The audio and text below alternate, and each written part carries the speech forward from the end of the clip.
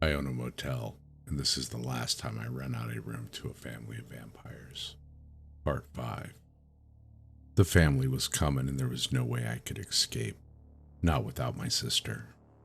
Unwilling to die in my bed, I decided to wait for them in the office, just as I always had.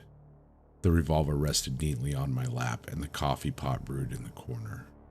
I considered collecting the crystalline rocks beneath the room to fashion some sort of weapon, but I feared they would notice their absence and act before I could. I still had the one that ended that ravenous fiend in the caverns, but there was no way I could dispatch all of them in the same manner.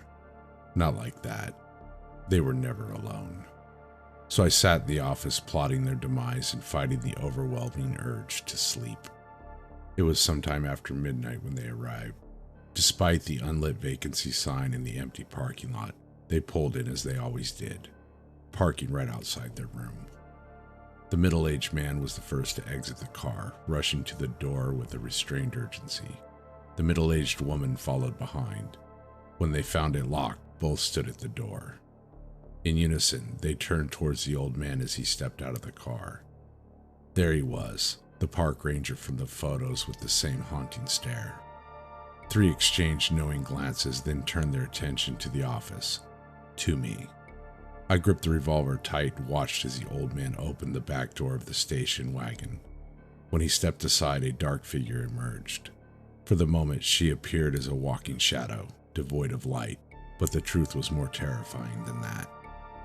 The teenage girl, covered head to toe in fresh blood, stepped into the parking lot of my motel.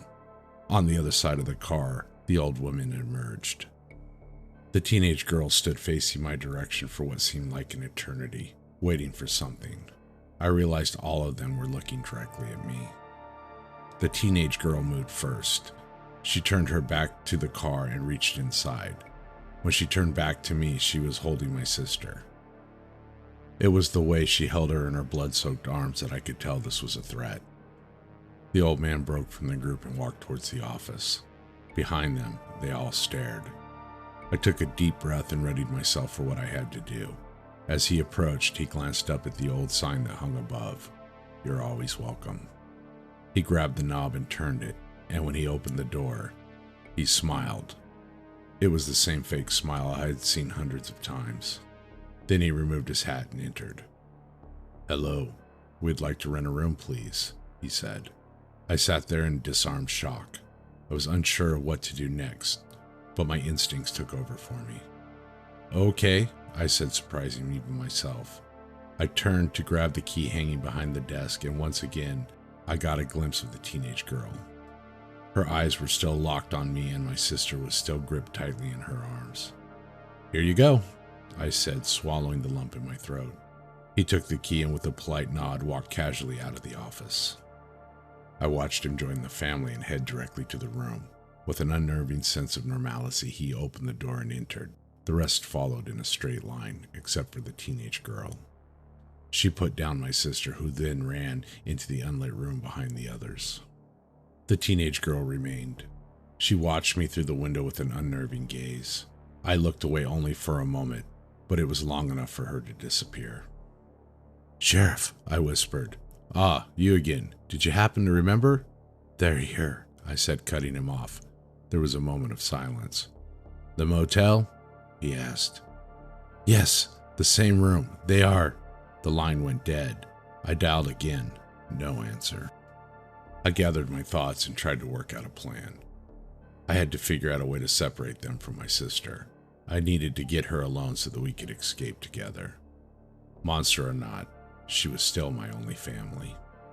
I had only gotten as far in my plan as I need to get her alone when I heard the car approach. Red and blue lights flashed in the distance as the cruiser approached at very high speed. However, the moment he hit the parking lot, he killed the lights and slowed to a crawl.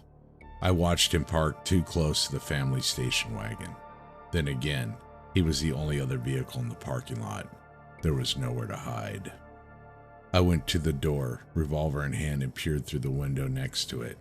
With one hand on the knob, I waited for him. Again, he stayed in his car for an uncomfortably long time. His sense of urgency seemingly lost. Then I realized he was probably calling in support. But I thought wrong. Instead, he opened the door and with a casual slanter, he made his way to the family's room. "No," I said in a hoarse whisper. I opened the door to warn him, but before I could get out a word, he knocked. He waited, then he opened the door himself and went inside. Terrified, I wanted nothing more than to go back inside the office, but it was foolish to think that anywhere was safe. I stepped outside with the gun in my hand and crept towards the room. I lingered back by the cars, listening for any sign of a struggle. Minutes later, that sign came in the form of 6 gunshots. Bang, bang, bang, bang, bang, bang. They were followed by silence. I ran, but not in the direction I expected. I ran towards the room. 6 shots for 6 members of the family. Foolishly, I had hoped he had missed the last one. "Stay where you are," he yelled from inside the room. I pushed open the door and stumbled inside. What I found was not the heroic scene of a small-town lawman standing over slaying demons, but instead he was lying in the corner of the room, bleeding profusely from the gut. As I stepped into the room, the family gently pushed me aside as they walked calmly out of the room. They paid no notice to the revolver dangling at my side. The old man tipped his hat and flashed that fake smile as he passed, as if there was nothing out of the ordinary. "Where are you going? You can't leave me now," the sheriff shouted through the blood pooling out of his mouth. Bam! He fired the shot again, straight into his own stomach. "Now you have to turn me! You have to turn me now!" he shouted, and with each word, the exertion pushed oozing blood from his wounds. The older woman ignored him as she collected her earrings from the side table and walked out the door, followed by the teenage girl, now cleaned of the blood and changed into a modest dress, neither acknowledging the dying man in the corner. "I covered everything up for you. You owe me this," he whimpered. And with that, the door shut behind them, leaving me standing in the cursed room with this dying man. Did you shoot yourself?" I asked. Frustrated, he waved the gun wildly as blood seeped from his nose, mouth, and multiple bullet holes. "It seemed like a good idea at the time," he joked, laughing through the pain. "I know they need me, but I guess I miscalculated how much." I looked down at this dying man and couldn't help but feel vindicated in my mistrust. "Be a doll and call an ambulance, would you?" he said, the color draining from his face. I pulled out my phone. A look of momentary relief flashed across his face. I started to dial, but then stopped. "What do you mean, they need you?" I asked, my finger hovering over the send button. Frantic worry set in as he realized why I hesitated.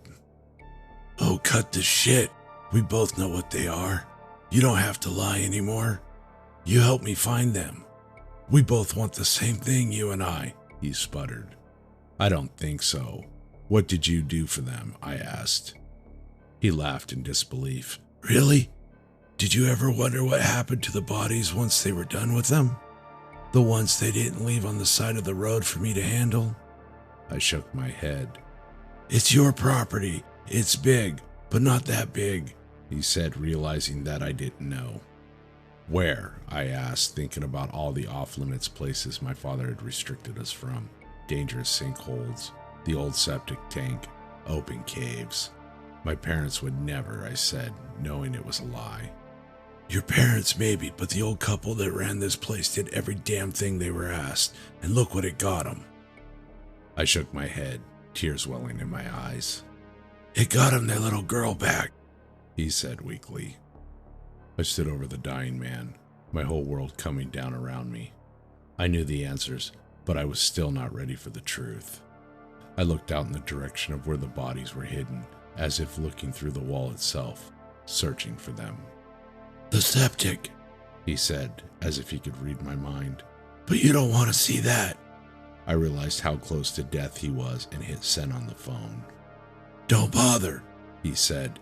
"Even if you drove, I would only make it to Gillis Road." 911, what's your emergency?" said the voice on the other line. I tried to answer, but the words wouldn't come, stuck in my mouth with uncertainty. The sheriff shook his head. "Sorry, misdial. My apologies. Have a nice night," I said and hung up. Do what you want with my body, but without me, they're gonna come looking. And when they do, these monsters will be long gone and you will be left to clean up and take the blame. You should probably have a plan for that." "But I didn't do anything. It was all them," I said, choking on my words. "It's your property, sort of," he said, pausing as a thought slowly came to him. "They don't care if you fear them. They are smarter than that. They only care that you fear death." I watched his life slowly drain from his body. I wanted to hold his hand, to comfort him, but my own repulsion of what he had done overrode my empathy. As he faded away, he looked me in the eyes and muttered one last thing. "I remember your parents. What a shame. You should have never been left here, with them." His voice trailed as his eyes glazed over and his heart finally stopped. I rolled him into an old bed sheet and dragged his body to the cruiser outside. With great effort, I was able to heave his corpse into the back seat. I drove it around to the back of the motel and then returned to clean up the trail of streaked blood that led from the room to the parking lot. I used buckets of warm water from the shower and scrubbed it clean with an old push broom. It was a poor job, but I didn't have time for perfection. I drove the cruiser along the strange path I had avoided my entire life. My father had told me as a child that this place was unsafe, and as an adult, he further emphasized the danger of it. This is where he took old rusted propane tanks that had sat for so long that the sulfur smell had faded into a deadly absence. This is where he disposed of waste that was unfit for the burn pit. This is where he said if I ever wandered into, it would cause everlasting harm. At least he was telling the truth about that. When I reached the unrecognizable location that I had avoided for years, I stopped the car. I retrieved the large flashlight from the trunk and continued on, looking for any sign of, well, death. I saw the rusted white paint of old propane tanks buried halfway beneath a layer of dirt and fallen leaves, and I walked in that direction. The smell hit first, the putrid stench of decay that was so thick you could taste it. The ground beneath me seemed to soften as I neared the trench where the old septic tank once was. It was never used and removed sometime after I was born. It was a remnants of the dream home my father always promised to build for my mother. Instead, they settled into their macabre routine and lived out their lives in a small cottage attached to the motel. I always thought that my sister's death was the reason the dream was abandoned, but it turns out they just found other uses for the plot. As my view crested over the ditch, my mind struggled to comprehend the amount of death that was discarded just a few feet in front of me. Bodies in various states of decay, most of them were years or decades old, stacked without regard for their humanity. Rotted bodies sat atop sun-bleached bones resting on a thick layer of decayed flesh, and on top of it all was poor Bill Henley. His body was almost unrecognizable, no longer the strong, imposing man that stood outside his truck. Now, he was nothing more than a withered white corpse, drained of everything that gave him life. Small incisions covered his legs, arms, belly, and neck. He was drained of blood and wiped clean. His eyes were now nothing more than deep black sockets. I felt guilt for not warning him, but I realized I had a chance to make it right. I pulled the sheriff from the back seat and dragged his body to the pit and rolled him down. He landed just next to Bill. I collected the body sheet and carried them over to the nearby burn pit, the one my father rarely used. I lit a match and tossed it onto the sheets. As I watched the flames consume and burn the bloody sheets, I laughed at the futility of burning evidence when I had a pit of dead bodies only a few feet away. What was I trying to hide? In the wake of that epiphany, I formulated a plan. I stomped out the burning sheets and smothered the fire. I would need those later.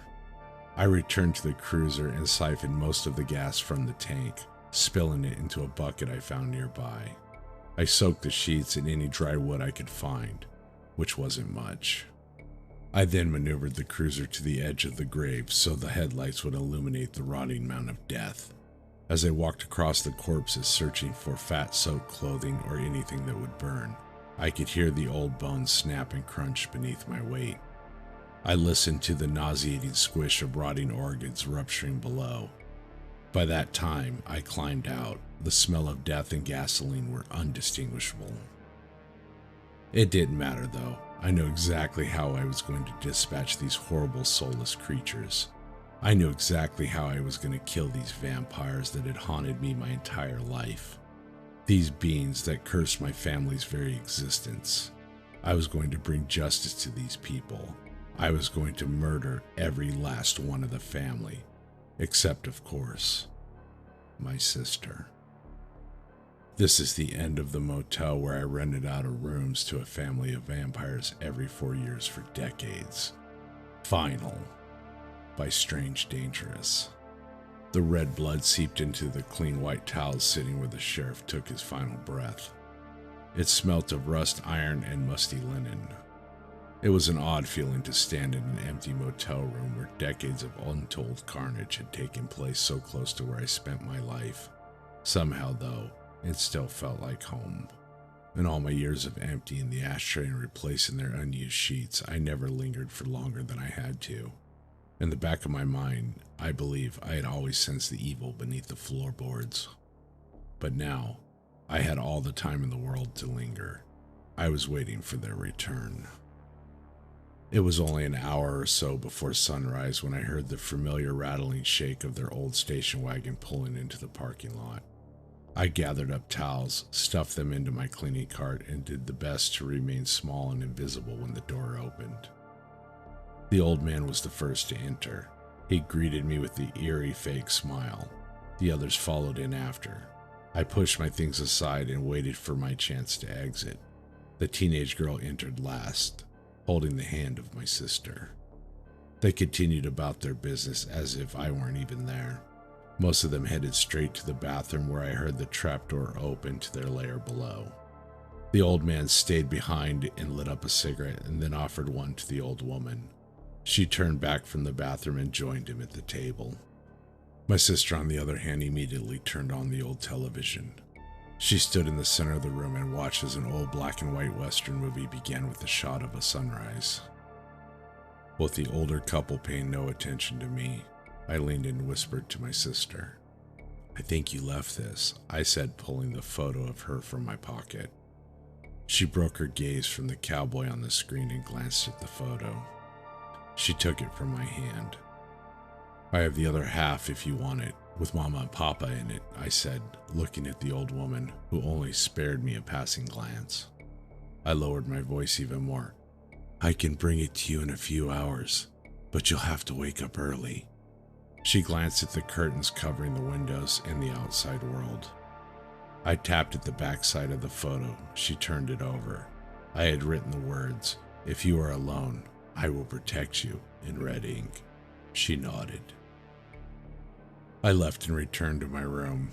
I did the best to sleep for the next few hours, but I was constantly awoken by horrible, vivid nightmares that reflected my current maddening reality. When the alarm went off, I had already been awake for an hour. I crawled out of bed and forced myself to eat something. With such a heavy sense of impending doom, I found it difficult to focus on menial tasks like brushing my teeth. Too anxious to think about anything else, I checked the family's room, cracking the door slightly and peeking in. It was empty except for some lingering smoke that danced with the dust and the sunbeams. My sister was still asleep beneath the floorboards. I used this time to walk back out to the septic tank, where I had lit the gasoline sheets and the fat-soaked clothing in the burn pit. The flames reached high, and I prayed this would burn for at least a few hours, long enough to be noticed when the time came. At the edge of the pit, I looked down at the legacy of horror that my family would be forever aligned with. If it were ever discovered, this quaint motel in the mountains would not survive, and my grandfather's legacy would no longer end with its demolition, but live on as macabre folklore. As corpse-fat-fueled flames danced in the burn pit nearby, it became clear that I was on the precipice of insanity. My plan was little more than a half-baked assumption that I could somehow defeat beings that had lived over 3 of my lifetimes. But it felt as if I had no other choice, so I collected every single tank of propane that would fit into the cruiser. I stacked them floor to ceiling in the back seat with a few more on the passenger side seat and the floor. There was just enough gas left in the tank to make it back to the parking lot. Even sputtering on fumes, I was able to coast into the spot near the family station wagon. The sun was low in the sky and daylight was waning. I checked the room again, knocking lightly as I entered. I slipped inside without opening the door wide and found my sister sitting on the bed, shrouded in the darkness of the heavy blackout curtains. I produced a photograph of my parents from my back pocket and handed it to her. "Do you still want to leave?" she asked. "Yes, but I will make sure you are safe. They won't trap you in those caves, I promise." "They think you changed your mind. Master said you are too afraid to leave this place. She said you are weak and insignificant. She said you are nothing to fear." "She's wrong," I said, pulling the comforter from the bed. The light was low, but it was enough to harm her pale, fragile skin. I had seen how quickly it engulfed Graham. I knew how little it took to kill them. I had my sister lay on the bed and I wrapped her in the comforters. I tucked in every corner and picked her up, holding the seams close to my body. I carried her to the office as fast as I could. Once inside, I took her behind the desk and told her to hide. The window shades were already drawn, but she remained covered, hunkered down behind the check-in counter. "Do not move until I return. Do you understand?" I asked. She nodded. I sprinted back to the room as fast as my legs would take me. The sun was now setting, and I only had a short time before the family would wake. I remade the bed with comforters from next door and smoothed them out, as if they would even notice. With everything back in place, I returned to the cruiser and dragged each tank into the room one by one. I took the heaviest ones first and opened the valves wide. Some hissed violently, while others were a low, breathy whistle. The faded odor of sulfur was faint with age, and I barely noticed the scent. With the last tank open, I sealed the door shut and shoved wet towels at the base. I set a timer for sundown and hurried back to my sister. I found her huddled beneath the comforter with both photos in hand, holding them together as one. She looked up at me with sad eyes. "I wish they never had to leave. I miss being a child," she whimpered. The statement itself sounded so odd coming from such a little girl. "Do you remember why you left?" I asked. She nodded. "Mother said it was the only way. She promised to always be waiting, though. She lied." "She did her best, but people can't wait forever," I said, brushing her hair back. "We can," she said, looking up at me with eyes I only now realize were marbled with deep black veins. "Why do you visit when you do, every 4 years?" I asked. "The road is long, and the further we go from the caverns, the more we must feed. The more we feed, the more dangerous it gets." "Why don't you stay here where it's safe?" I asked. "We can only stay for as long as the earth allows us. If we stay too long, the soil becomes impure and poison. We must always move. Only in the caverns can we sleep forever." "Then why not stay in the caverns?" I asked. "Would you choose a life of eternal darkness and constant hunger?" she replied, with the slightest hint of indulgence. "No," I admitted. "Before now, we had never stopped, and we never turned around." "So why now?" I asked, already knowing the answer. "We had to return so Master could destroy the betrayer," she said with a laugh. My watch alarm beeped in warning. Dusk was coming. "Graham?" I asked. She leaned in with the intensity of a zealot. "When Uncle Matthew felt his father burn, he begged the Master to come back and seek vengeance, but she refused. She felt he was responsible for his own demise, until she felt her maker die. You see, we can feel pain of the ones that made us. It keeps us connected. It keeps us safe. It makes us family. When we found the betrayer had stolen the gift and killed our others, he deserved a painful death." My watch beeped again. I needed to return to the room, but my sister sensed this and grabbed me by the wrist. "He was my friend. He didn't kill them," I said, taken aback by her reveling in his murder. "But he did.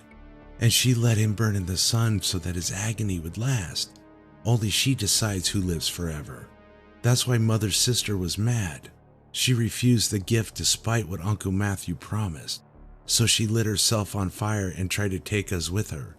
Uncle Matthew begged Master to wait for his father, but the boy was burned and the sun was coming soon, so we left him.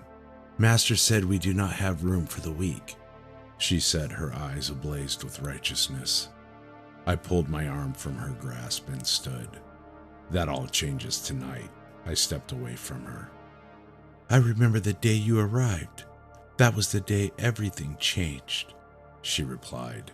You were a child when I was born, I said dismissively. Yes, but I remember the day you arrived here. Mother found you hiding beneath the bed, too small to consume, too young to be worthy of notice. They left you orphaned, and Mother took you in, she said with a wicked smile, as if she could taste my pain. My mind immediately went back to the photos of myself with those strangers. I thought back to the coldness my mother had for me, while her warmth for other children was always evident. I don't remember any of that, I said, my hands on the doorknob. Why would you? She said with an evil smirk. I didn't believe her. The alarm beeped its final alert and I realized I was out of time. I sprinted to the family's room and pulled back the wet towel. I held it to my mouth and entered. I smelled nothing, but I swear I could sense the haziness in the air. I tied the towel around my mouth and grabbed the first 2 tanks. They were lighter than before, which means they were emptied. I hurried as fast as I could, throwing them into the parking lot. I just needed them to be out of the room. It was impossible to do quietly, but I did my best to muffle the bump while keeping the door closed as I entered and exited. While it took me a half hour to fill the room, it only took me minutes to empty it of the tanks. My hands bled from cuts on rusted metal handles. On my way out with the final tank, I heard the floor in the bathroom creak as the hatch opened. I locked the door and returned the towel to the crack beneath the door. I moved a few of the tanks around the corner, but abandoned the task when I heard movement inside. I sprinted back to the office and found my sister already standing in the center of the room. What are you doing? She asked. Keeping you safe, I replied. I am safe. She knows you won't hurt me. You can't hurt any of us, she said. Standing in the doorway to the office, with my sister staring through me with those deep black eyes, I began to realize she was not the little girl I thought I knew. It was her reveling in the pain of others that made me realize she was more them than me. In more ways than one, she wasn't my sister anymore. It was then that I heard an unholy scream come from inside the family's room. The teenage girl, the master, had noticed my sister was gone. I thought for a moment that my plan was unraveling, but the old man was stuck in his habits. The door was thrown open and the teenage girl emerged, beast-like in her anger. But the old man, the park ranger, was not concerned. Instead, he did what he always did. He lit a cigarette. The explosion shook the very foundation of the motel. Pictures were thrown from the walls and glass shattered. When I looked out at the parking lot, my ears still ringing, I saw the master lying motionless on the asphalt. I stepped outside with my sister rushing past me, letting out a primal scream as she ran to the master. Behind them, the motel room was aflame in hellish fire. I could hear a loud, ghoulish moan even above the crackle of embers. The old man stumbled out, howling in pain. The first time in my life I had seen any sign of emotion from him. His flesh dripped from the bone as heat melted his skin. His white skull slowly revealed behind blackened flesh as it slothed off his face. Each step he left behind charred chunks of melted skin and a smoldering trail of burning gore. He only made it a few more feet before collapsing in a heap of scorched agony. He struggled to crawl away from the flames, but as he tried, his muscles separated from his body like what I can only describe as pulled pork. The building collapsed in on itself, trapping the others inside. I could hear their screams as they begged for the master to save them. She awoke suddenly and leaped up. Her eyes seemed to darken into black orbs set deep in her skull. She let out another primal scream and ran towards me. I reached into the back of my pants and pulled out the revolver, aimed, and fired. The first shot struck her in the shoulder. It seemed to surprise her, the pain from the silver-tipped bullet. She slowed for a moment, feeling the sting. I watched as my sister felt it too. The master bared her sharp teeth and continued on, but I waited to fire. I waited until I knew I would not miss. I waited until she was close enough to see my own reflection in her black eyes. I waited until it was almost too late. And I fired. All 6 rounds struck her, with the last catching her between those dead, soulless eyes. She dropped to the ground, but I remembered silver cannot kill, it only slows. I pulled out the crystalline rock that killed the very creature that started this nightmare and approached the master with caution. I could hear her rapid short breaths as her body worked to push out the silver-tipped bullets. I rolled her over and raised the crystalline rock above my head, ready to plunge it into her heart. But then I was blindsided. My sister tackled me to the ground. "You cannot kill us!" she screamed, her eyes full black orbs. "She is the killer. She is evil. I am your sister," I screamed back.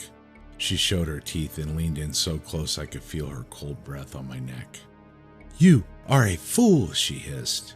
She opened wide and bit down. I could feel her sharp, jagged teeth as they pierced my skin, tearing at my flesh. I had no choice. I had to fight back. I only meant to hurt her when I plunged the crystalline rock into her side. She howled in pain and rolled off me. I saw the strange salted rock do its work as the skin around her wound started to shrivel and dry. I went to pull it out, but she pushed me away and grabbed hold of it herself. She yanked the deadly stake piercing into her side, trying to remove the crystalline rock, but it broke. The larger part fell to the ground with the dull end. The rest remained inside her, eating away at her innards. She looked me in the eyes one more time, and for a moment, just a moment, I could see the face of the little girl I once knew. She collapsed on the ground as her rib cage collapsed in on itself. She was gone. I looked back to the master, but the place where she fell was now just a spot of wet blood on the asphalt. I looked frantically for her, the orange flames illuminating everything. She was still alive, and I was defenseless. I picked up the dull crystalline rock and ran towards the cruiser. I could feel the moisture leach out of my hands as I gripped the rock as tight as I could. The explosion shattered the front windows of the cruiser, so I had to work fast. From the seat, I retrieved the items I had taken from the sheriff's body: handcuffs, keys, his service pistol. When I stood up and turned around, she was already there, a silhouette amongst a backdrop of flames. I fired again. The bullet struck her chest, but she did not flinch. Instead, she flashed a ghoulish smile. There was nowhere to hide, and I knew it was impossible to outrun her, so I chose the only safe place I could think of.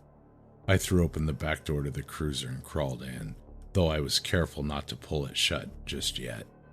The master leapt onto the hood of the car and sneered at me through the metal gate, separating the front and the back seats.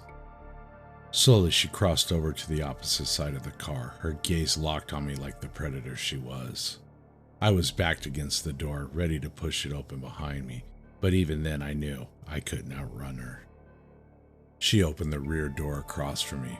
Her long clawed nails gripped the metal grate over the window as she pushed the door wide open. I knew she was sure she had me trapped, so she toyed with her prey. She moved slow and deliberate as she crawled into the back seat with me, her pitch black eyes swirling with reflections of fire outside. She smiled, her jagged toothy grin was revealed, dripping with foul-smelling slime. Again, I waited until she was close enough to kill, and then I taunted her. "This is what I used to kill your maker," I said, holding up the broken crystalline rock. Her emotionless eyes remained fixed on mine. Her expression was unchanging. With an inhumane quickness, she grabbed hold of my wrist, tight enough to break a bone, but I held the rock as long as I could. I watched her eyes and waited. The moment she broke away to glance at the dull, broken rock that killed her creator, I acted. With my free hand, I slammed the handcuff link onto her wrist. She squeezed tight with retribution. I could hear the bones snap. I dropped the rock and kicked backwards. I tumbled out of the cruiser into the parking lot, hitting the asphalt with a sickening thud. She then leapt at me, but fell short, unable to break free from the handcuff that I had secured to the metal dividing grate inside. I kicked the door shut and then ran around the vehicle as she yanked at the handcuffs. I slammed the other door shut. With her free hand, she tried to open the door, but found it locked from the outside. Slowly, I stepped away, watching the violent fury of movement as she struggled to break free from the restraints. She kicked at the metal grated windows, managing only to dent them. From a distance, I watched the fire burn in the darkness. Hidden by the night sky, I waited for her to die. I was waiting for sunrise to come and purge this world of her evil. From the back seat of the cruiser, she screamed and threw herself against the windows. I watched her fight for hours, locked in the back seat. Eventually, she even resorted to gnawing off her own hand. Thick black blood spurted from her wound, spraying the glass, obstructing my view inside. As the sun crept over the trees, she stopped fighting. I wasn't sure if she accepted her death or just expended the last of her murderous will to live. I expected her to scream as the sun took her body, but she did not. I watched as the flames inside the vehicle licked at the blood-splattered windows, and I knew she was dead. Just as Graham's body became a charred black husk, so did that of my sister and the old man. The master, though, she burned so hot, nothing but dust remained in the back seat of the cruiser. As I stood over the corpse of what I now knew was never my sister, I realized that I was no longer linked to this hellish place. I was free of the tether of bloodlines that kept me here, burdened by a sense of loyalty to a family that was never mine. I emptied the safe of the blood money that was meant to maintain this motel forever. There was no longer anything that held meaning for me here, so I watched as the flames leapt from room to room and eventually the office and cottage itself. The smoke from the septic tank burn pit still bellowed thick black smoke, and I had hoped that whoever came, it would draw their attention there. I hoped that finding these bodies would bring closure to the families who lost their loved ones to the dead roads. I hoped that those bodies would be the last. I hoped that I had actually ended it tonight. I hope that after hearing my story you will understand. I hope that if you ever meet a family that seemingly never ages, you will know what they are and know whatever they promise you, you will never be a part of their family. I left in their old station wagon with nothing but a duffel bag full of old bills, no longer bound to the motel by a legacy of blood. As I passed the fire engines on the way down the mountain, I thought to myself, the family may have been able to live forever, but until now, I had never been able to live at all. Wow, what a great story. I hope you guys enjoyed this one. This is the final part of I Own a Motel and Been Renting Out a Room to a Family of Vampires every 4 years for decades, written by Strange Dangerous. Until next time, remember, when staring into the abyss is also staring into you. Good night.